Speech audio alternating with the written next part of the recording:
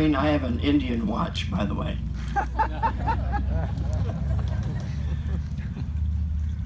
Quay, hello. And I want to thank you all for taking time out of your busy schedule for being here today. And I would like to thank the Mayor of Gibraltar, Jim, for allowing us to use this property for this occasion for the last 4 days. I'd also like to thank some council members that are here. A big thanks to Second Chief Darcy, who cut the grass several times and made sure that we had a good, safe piece of land. Thank you, Darcy. I'd like to thank Chief Susan Shaka, our treasurer. She was instrumental in a lot of things and making sure that we were getting everybody paid and everything is good. Thank you, Susan.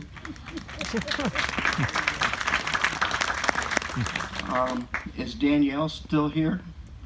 Danielle, she's our secretary, and the people I just introduced to you are the executive board of the Wyandot of Anderdon Nation Council. I thank you all for making this possible. There's also the elder group that I call, and they make sure that when I volunteer them, they show up. And I don't even ask them if they want to do it. I just say, hey, can you do this for me? And I want to thank Judy and John Kukowski. Judy is a former council member and chief, and she's our genealogist. Second Chief Clyde and Sharon, are they still here? Clyde was my first second chief, and he's the reason I think I'm still here, because he kept my feet on the ground and kept me on a straight line, because I would call him and he'd say, calm down, everything's going to be okay. Then I thank you for that, Chief. And where's Linda at? Is Linda still here? Linda has been a good friend. She does all the crafts for the kids, and she was part of the elder group. And these people, when we have a group like this or a gathering, they're always there willing to share and tell the story, because they are our elders and they have probably the most stories to tell about the Wyandots of this area. And I thank you very much for taking the time to be here.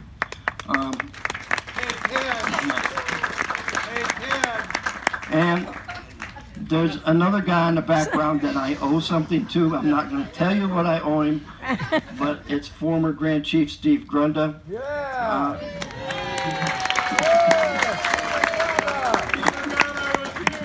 Yeah, I'm glad you were here too.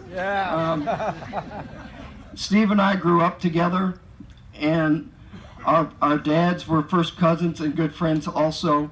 And I think Steve will agree that if it wasn't for those two guys, we wouldn't be here today.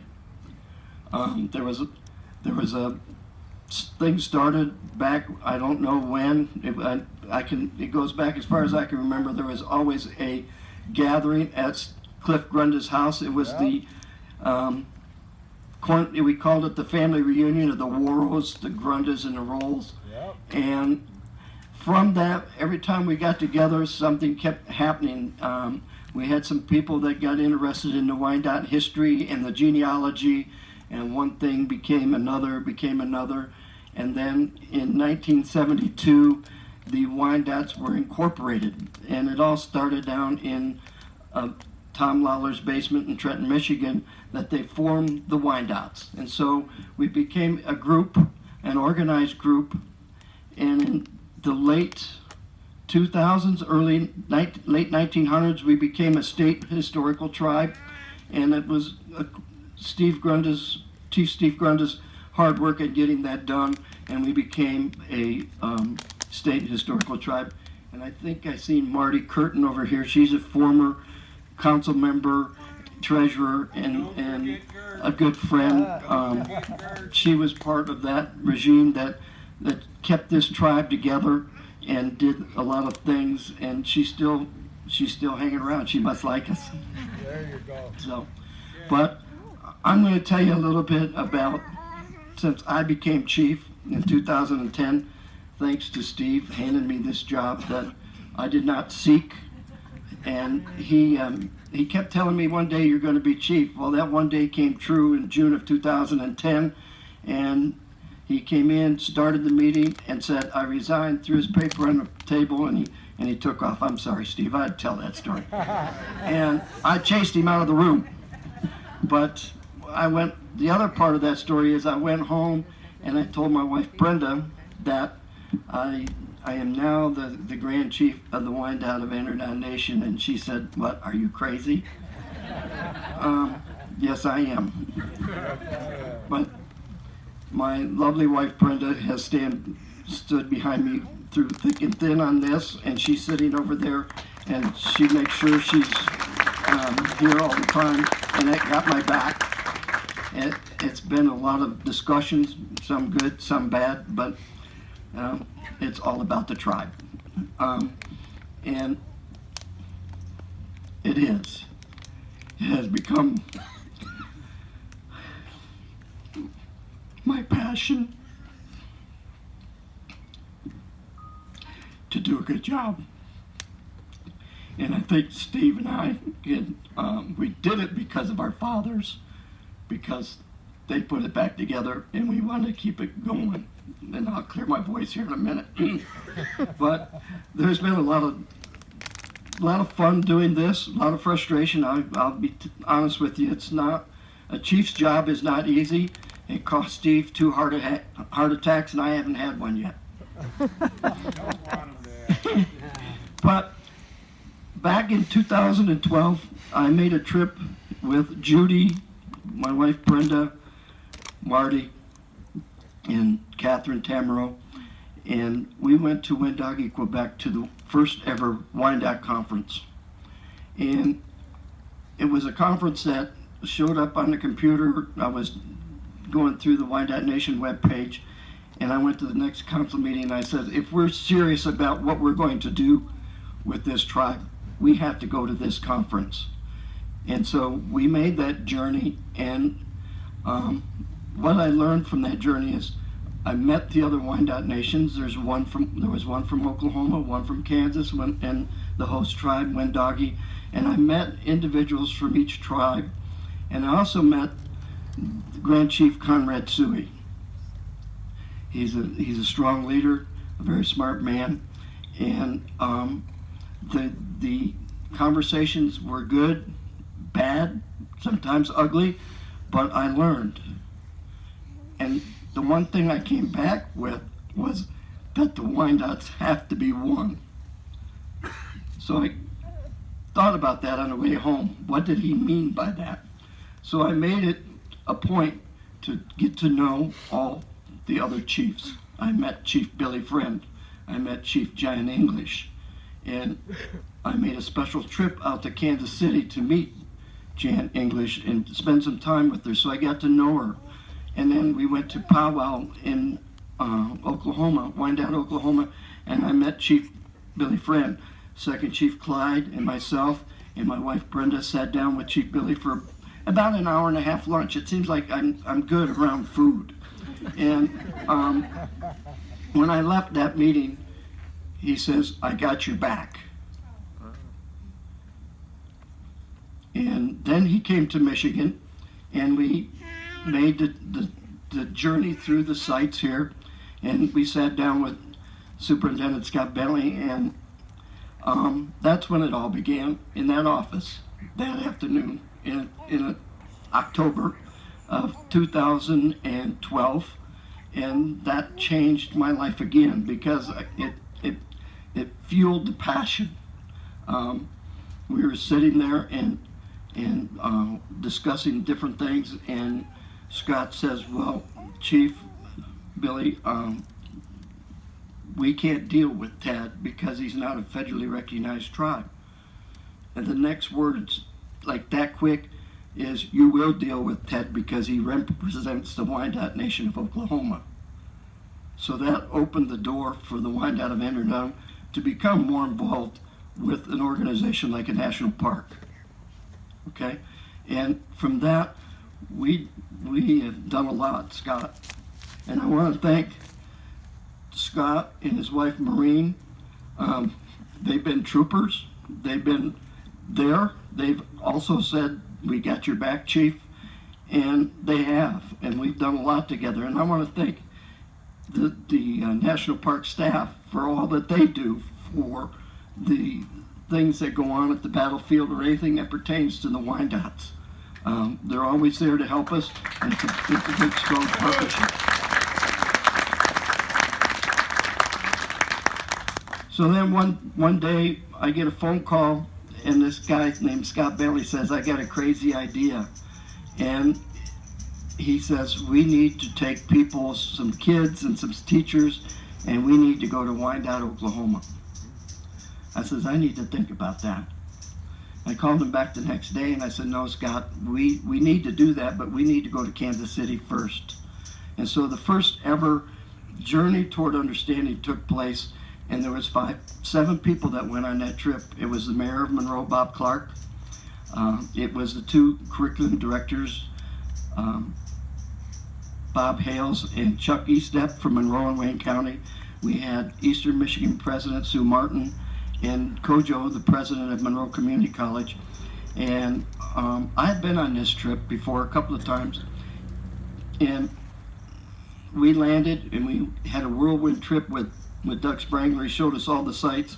And it was amazing how a little guy that grew up in a steel mill arranged a trip for all these educators, and to watch their faces, their reaction. I'm a people watcher, and their body English change about what they have learned and what they're going to learn about Wyandot history and Native American history. We spent about 4 or 5 days down there, a few days in Kansas, a couple of days in Wyandot, Oklahoma, and we came home. And we're sitting in the Tulsa airport, and Dr. Sue Martin came over, and I was sitting by myself, and she came over and sat down next to me, and she says, "Chief, I want to say thank you." And I said, "Well, what did I do?" She goes, "You changed my life." She goes, "You have brought this journey for me to understand Native American history. And I've studied history for a long time and not have ever had a history lesson like this ever, where I come with an understanding." So when we got done with that, we come back and we put together a lot of hard work on Scott and Maureen's part, and again the battlefield staff put a journey toward understanding together, where we took 14 school teachers, a professor from Eastern Michigan, the cultural committee from Wyandot Nation of Oklahoma. David Culver was on that trip. He was on the committee and still is, and thank you, David. And when there was 37 of us on this bus, and it was amazing because it was all about getting to know each other. It was all about making a friendship, a partnership, and a relationship. And not only did we learn about history and Native American people, we also became friends.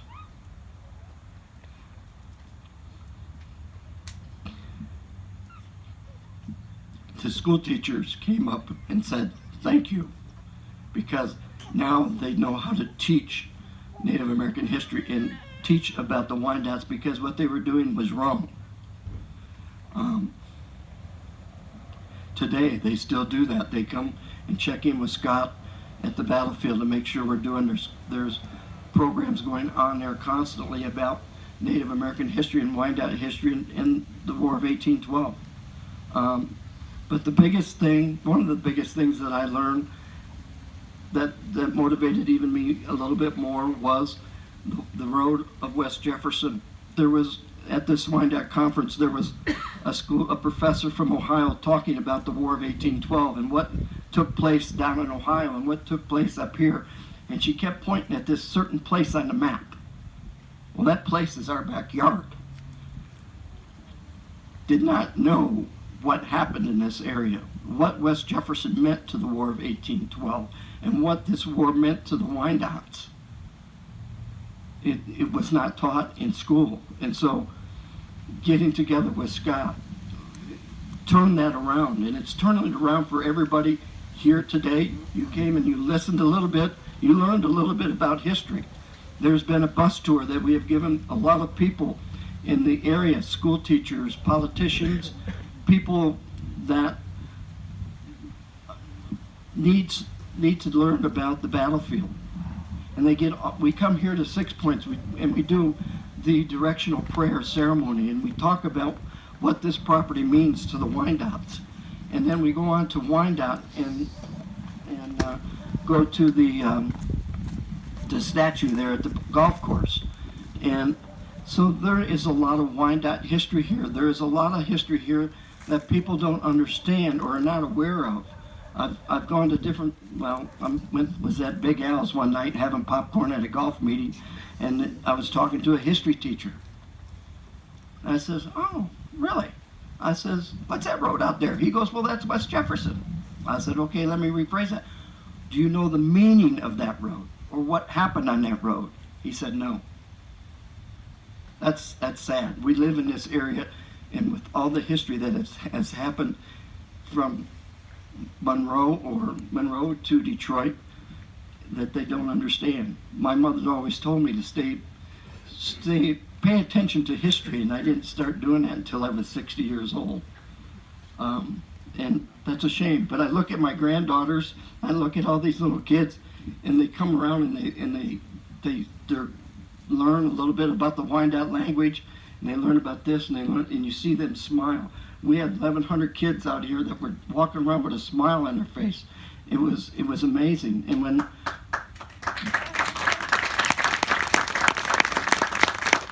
so we keep doing things to build a stronger relationship. The Wyandots, as it's been said, are community builders, and our ancestors did that. And I want to keep that going by doing what's right and sharing with them what this piece of property means to us.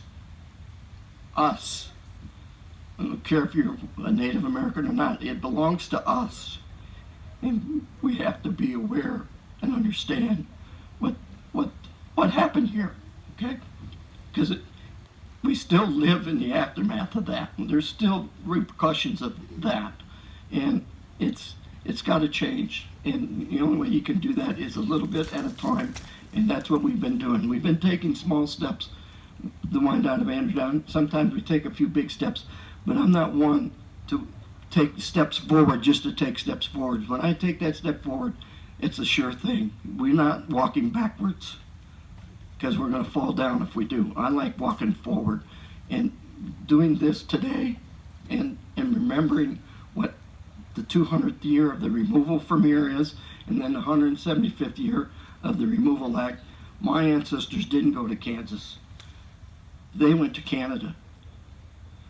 And then they came back. My grandfather, Steve and I's grandfather, moved his house from Amherstburg in 1899 or 1900 over to Groseal, and it still exists, doesn't it, Steve? And our grandmothers were born on Groseal. No, they were born in Canada, but they lived in Groseal. It was our dads that were born in Groseal. So, it's little things like that we remember. We listen to the little stories, but I want to thank you all for coming here today, and it means a lot to us that you're here. Thank you.